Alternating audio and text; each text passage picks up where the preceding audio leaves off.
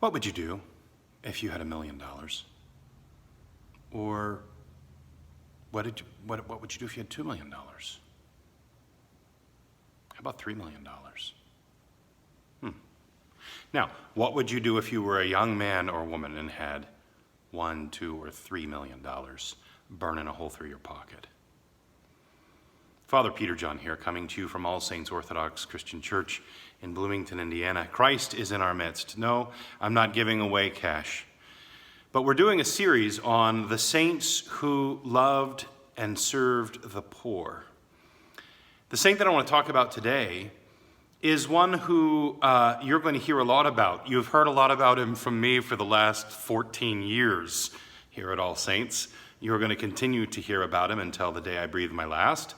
And you're going to hear much about his life in the desert.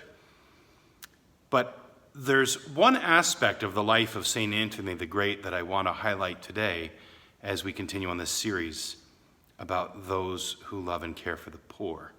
St. Anthony the Great, when he was a young man, we are told, much like St. Stylianos of Paphlagonia, that St. Anthony the Great inherited a great amount of wealth from his parents when they died.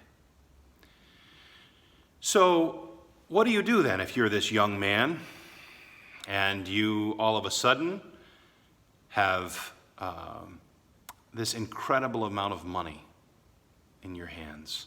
What do you do?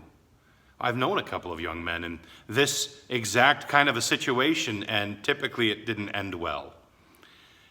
Because the young men that I've known wanted to live fast and free, The faster the motorcycle, the faster the car, the more excitement, the better, And often, when something like this happens, you just burn through the cash, and then you have nothing to show for it.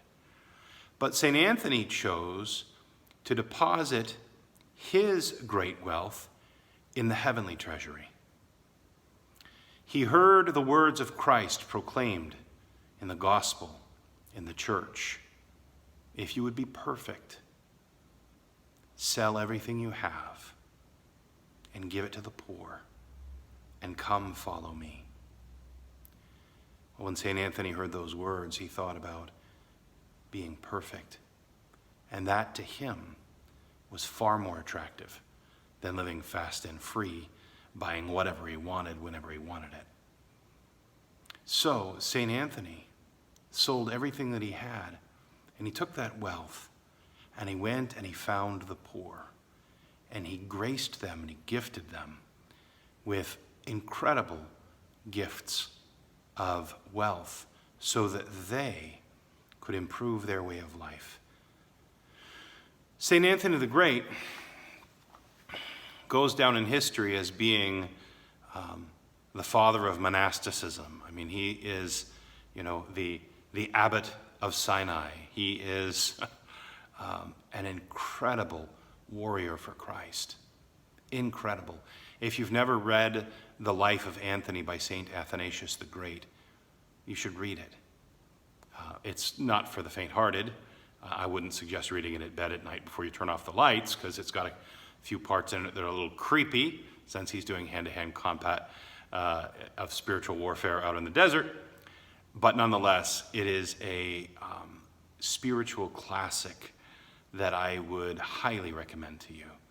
St. Anthony the Great, who took all that he had and sold it and gave it to the poor in order to have all of the tethers to this earthly life cut so that his spirit could rise up with wings like eagles to soar heavenward, that he might be filled with the Holy Spirit, that he might come and follow Christ. St. Anthony the Great, pray unto God for us. Christ is in our midst. He is and ever shall be.